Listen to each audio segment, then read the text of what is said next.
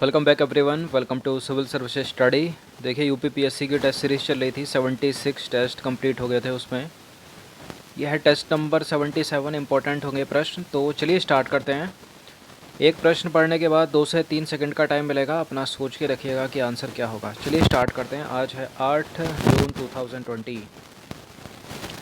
तो question number 1 पर आ जाइए। योकोहामा कॉन्फ्रेंस संबंधित है, किससे संबंधित है योकोहामा कॉन्फ्रेंस?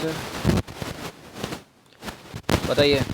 ओजोन परत के संरक्षण से, शरणार्थी समस्या से, और वैश्विक भूखमरी को दूर करने के लिए आपदा प्रबंधन, डिजास्टर मैनेजमेंट। ओजोन परत के संरक्षण से तो है नहीं योकोहामा। किससे है फिर? शरणार्थी समस्या से? देखिए इससे भी नहीं है, बताइए किससे? इन दोनों में से किससे है?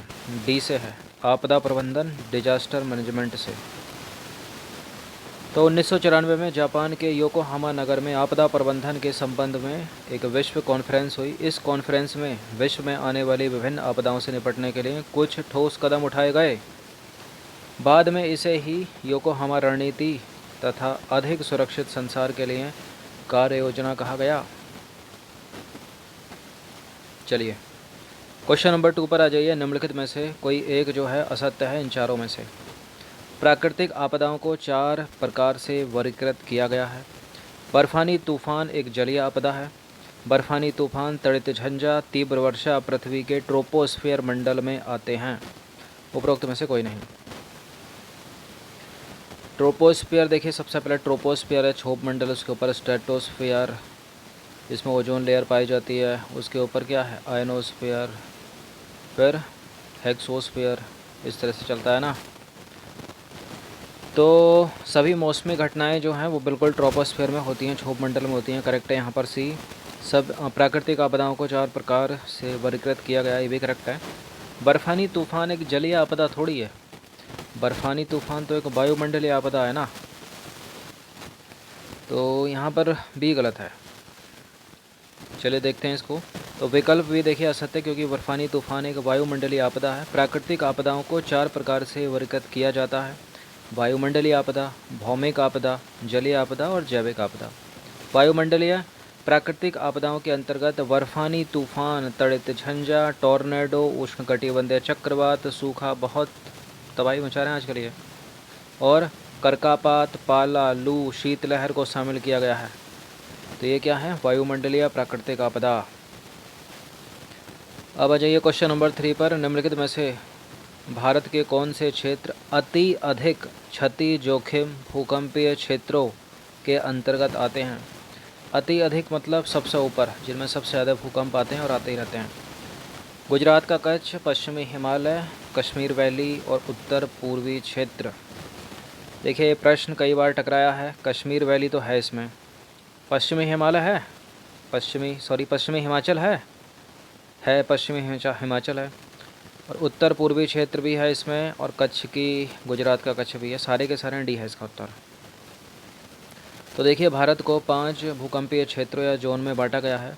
भारत में अति अधिक क्षति जोखिम वाले भूकंपीय क्षेत्रों में उत्तर पूर्वी क्षेत्र, नॉर्थ ईस्ट का हो गया ना ये तो, और दरभंगा से उत्तर में स्थित क्षेत्र, तथा अरिया मतलब बिहार में भारत नेपाल सीमा के साथ जो क्षेत्र है वो क्षेत्र।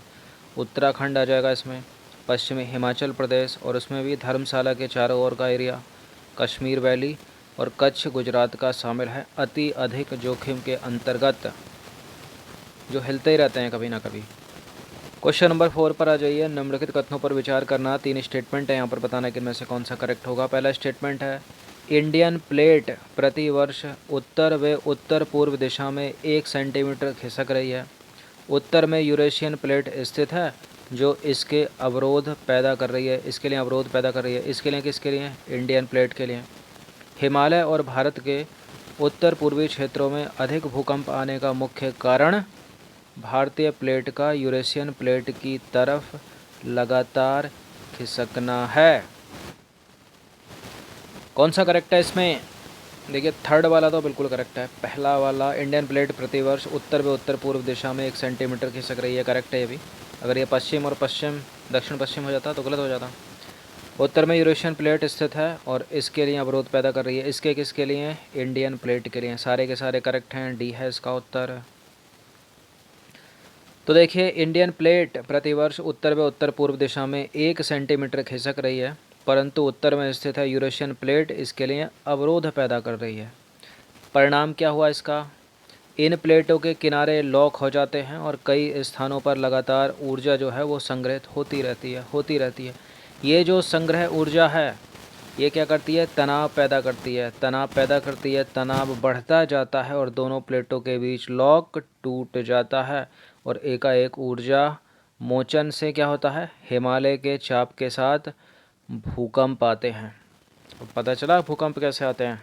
दिल्ली भी हिलता रहता है आए दिन। तो देखिए, इससे प्रभावित मुख्य राज्यों में हिमाचल प्रदेश, जम्मू और कश्मीर, उत्तराखंड, सिक्किम, पश्चिम बंगाल का दार्जिलिंग उपमंडल तथा उत्तर पूर्व के 7 राज्य। अच्छा, यहीं कहीं किसी का एपिसेंटर होता है तो दिल्ली तक भी पहुंच जाता है वो। 1 2 3 सेकंड के लिए दिल्ली भी हिलने लगती है। क्वेश्चन नंबर 5 पर आ जाइए। सुनामी के संबंध में निम्नलिखित कथनों पर विचार कीजिए। पहला स्टेटमेंट है, महासागरीय धरातल में भूकंप और ज्वालामुखी के विस्फोट के कारण उत्पन्न होती है सुनामी। समुद्र के आंतरिक गहरे भाग में सुनामी तरंगे महसूस नहीं होती। फिर से सुन लीजिए इसको, समुद्र के अंदर जो आंतरिक गहरा भाग है ना समुद्र का, उसमें सुनामी तरंगे महसूस नहीं होती। उथले समुद्र में सुनामी तरंगों की लंबाई अधिक व ऊंचाई कम होती है।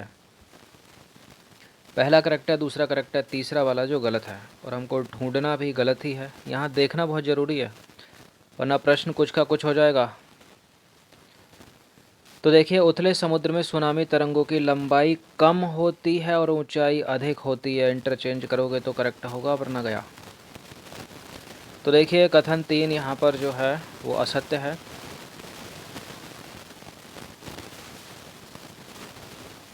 बी होना चाहिए ना, हटाओ इसको, ये होगा करेक्ट।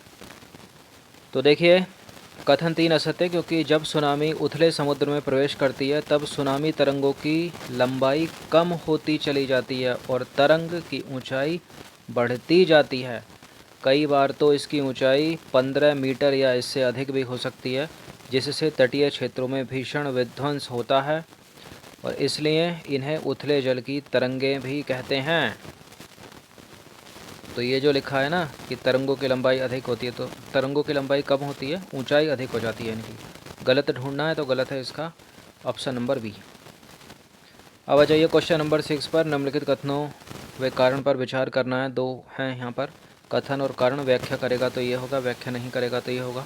इन दोनों में से कोई गलत या सही होगा तो ये यहाँ से आंसर दिया जाएगा सी और डी में से।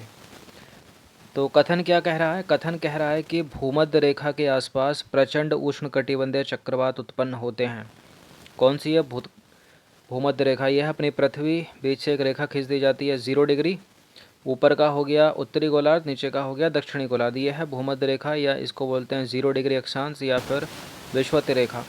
तो भूमध्य रेखा के आसपास प्रचंड उष्णकटिबंधीय चक्रवात उत्पन्न होते हैं। आसपास का मतलब क्या हो गया? 0 से 5 अक्षांश के बीच तक। तो गलत है, यहाँ पर तो चक्रवात होते नहीं हैं, प्रचंड कहाँ से होंगे। भूमध्य रेखा पर कोरियोलिस बल का मान कम होता है, तभी तो उष्णकटिबंधीय चक्रवात उत्पन्न नहीं होते। तो करेक्ट है दूसरा वाला स्टेटमेंट, और पहले को काटो तो जरा। तो इसका आंसर ये तो होगा नहीं ना, ये होगा। तो कथन गलत है लेकिन कारण सही है, डी। तो देखिए, कथन गलत है लेकिन कारण सही है। भूमध्य रेखा के आसपास 0 से 5 डिग्री अक्षांशों के बीच कोरियोलिस बल का मान जो है वो कम होता है, जिस कारण उष्णकटिबंधीय चक्रवात के निम्न वायुदाब के केंद्र को उच्च वायुदाब भर देता है। परिणाम स्वरूप चक्रवात उत्पन्न ही नहीं होते। इक्वेटर के पास साइक्लोन नहीं आते। क्वेश्चन नंबर 7 पर आ जाइए। निम्नलिखित कथनों पर विचार करना है। 3 स्टेटमेंट है यहाँ पर, बताना कि इनमें से कौन सा करेक्ट होगा। उष्णकटिबंधीय चक्रवात पीछा नहीं छोड़ रहे, अगले प्रश्न में भी आ गया है। तो उष्णकटिबंधीय चक्रवात अधिक दबाव वाले उग्र मौसम तंत्र हैं। उष्णकटिबंधीय चक्रवात 30 डिग्री अक्षांश उत्तर से 50 डिग्री दक्षिणी अक्षांशों के बीच उत्पन्न होते हैं। ये आमतौर पर 100 से 200 किलोमीटर के क्षेत्र में फैले होते हैं। देखिए, बी में अक्षांश की बात हो रही है, अब पक्का इक्वेटर की बात हो रही है। इक्वेटर कितना बड़ा, कितनी बड़ी है पृथ्वी, कितने बड़े महासागर। तो क्या 100 से 200 किलोमीटर के बाद हो जाएगा क्या सब कुछ? देखिए, गलत है। थोड़ा सा अगर कॉमन सेंस लगाएंगे यहाँ पर, ये 500 से 1000 किलोमीटर तक का क्षेत्र है, 100 किलोमीटर 200 किलोमीटर में नहीं होगी ये बात। उष्णकटिबंधीय चक्रवात निम्न दबाव वाले उग्र मौसम तंत्र हैं। अधिक दबाव वाले नहीं, गलत है, पहला वाला भी स्टेटमेंट एलिमिनेट करो इसको। पहले वाले से हो जाएगा क्या? चलो आधा तो काम हो गया। अब उत्तर इनमें से कोई एक है। उष्णकटिबंधीय चक्रवात 30 डिग्री उत्तर से 60 डिग्री 30 डिग्री उत्तर से 60 डिग्री दक्षिण अक्षांशों के बीच उत्पन्न होते हैं। 50 डिग्री नहीं है, ये गलत है, ये वाला भी स्टेटमेंट। 50 तो है ही नहीं, तो इसमें से तो कोई सही भी हुआ ही नहीं, तो क्या लगाएंगे इसका आंसर? डी, उपरोक्त में से कोई नहीं। हाँ 30 से 30 है, सॉरी 60 नहीं है ना 50 है। तो देखिए कोई इनमें से सही नहीं है, गलत है। कथन एक असत्य है। क्यों असत्य है? उष्णकटिबंधीय चक्रवात कम दबाव वाले उग्र मौसम तंत्र हैं। और दूसरा भी गलत है, क्योंकि उष्णकटिबंधीय चक्रवात इक्वेटर से विषुवत वृत्त से 30 डिग्री उत्तर से लेकर 30 डिग्री दक्षिण अक्षांशों के बीच पाए जाते हैं। तो 60 नहीं है, वो 50 भी नहीं है। तीसरा भी गलत हो जाएगा, क्योंकि यह आमतौर पर 500 से 1000 किलोमीटर क्षेत्र में फैला होता है और इसकी ऊर्ध्वाधर ऊंचाई जो है 12 से 14 किलोमीटर तक हो सकती है। उष्णकटिबंधीय चक्रवात या प्रवंजन एक ऊष्मीय इंजन की तरह होते हैं, जिन्हें समुद्री सतह पर जलवाष्प की संघनन प्रक्रिया में छोड़ी गई गुप्त ऊष्मा से ऊर्जा प्राप्त होती है। निसर्ग, अम्फान, इसी तरह से जो है उष्णकटिबंधीय चक्रवात है जो वर्तमान में गुजरात, महाराष्ट्र और अम्फान, पश्चिम बंगाल और उड़ीसा को प्रभावित कर गए। क्वेश्चन नंबर 8 पर आ जाइए। निम्नलिखित में से कौन सी बीमारियां किसी क्षेत्र में बाढ़ आने से उत्पन्न हो सकती हैं? आर्द्र शोथ, खसरा, हैजा, पेचिस। अब कॉमन सेंस लगाइए थोड़ा, ये बीमारियां कौन कौन सी बैक्टीरिया हैं, कौन कौन सी वायरस हैं, क्योंकि जब बाढ़ आएगी तो क्या होगा? पानी एकत्र होगा हर तरफ, तो बैक्टीरिया ज़्यादा पनपेंगे ना। तो देखिए हैजा तो है, दूषित जल से होता है, तो बिल्कुल हैजा हो सकता है। पेचिस भी, पेचिस क्या है? एक तरह से फूड पॉइजनिंग हो जाना, दूषित जल और दूषित खाने से भी हो सकती है। फिर पेचिस में होता क्या है? पतली पट्टी, आपके शरीर के जो सॉल्ट है, वाटर है, वो चला गया बाहर, नमक भी चला गया, फिर क्या हो गया? बॉडी डिहाइड्रेट हो गई ना।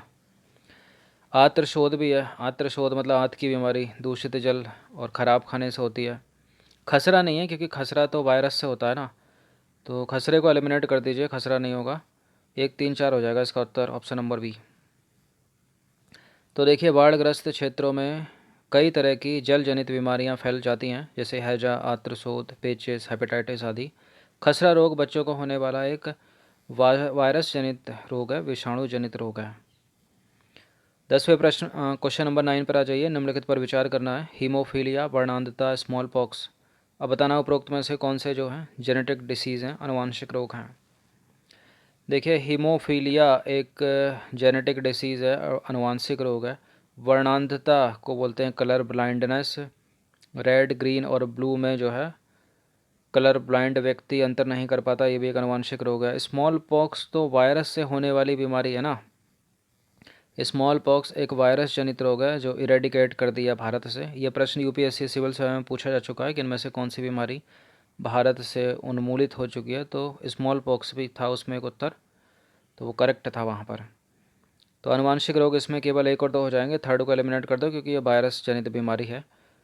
और हीमोफीलिया में क्या होता है? जैसे मान लीजिए आप कुछ काट रहे हो, आपकी उंगली कट गई, तो ब्लड बहता रहता है, ये क्लॉटिंग बनती नहीं, उसमें बहुत सारा ब्लड जो है बह जाता है। तो ये रेयर केस में होती हैं दोनों की दोनों बीमारी, तो एक इसका उत्तर हो जाएगा ऑप्शन नंबर बी। तो देखिए हीमोफीलिया और वर्णांधता जेनेटिक डिसीज़ है, आनुवांशिक रोग हैं, जबकि स्मॉल पॉक्स या चेचक बोलते हैं इसको, एक वायरस जनित रोग है। इस प्रश्न का उत्तर करिए तो निम्नलिखित पर विचार करना है। काला आजार नाम सुना होगा आपने, अफ्रीकी ट्रिपनेसोमाइसिस और चगास रोग, उपरोक्त में से कौन से प्रोटोजोआ से होने वाले रोग हैं?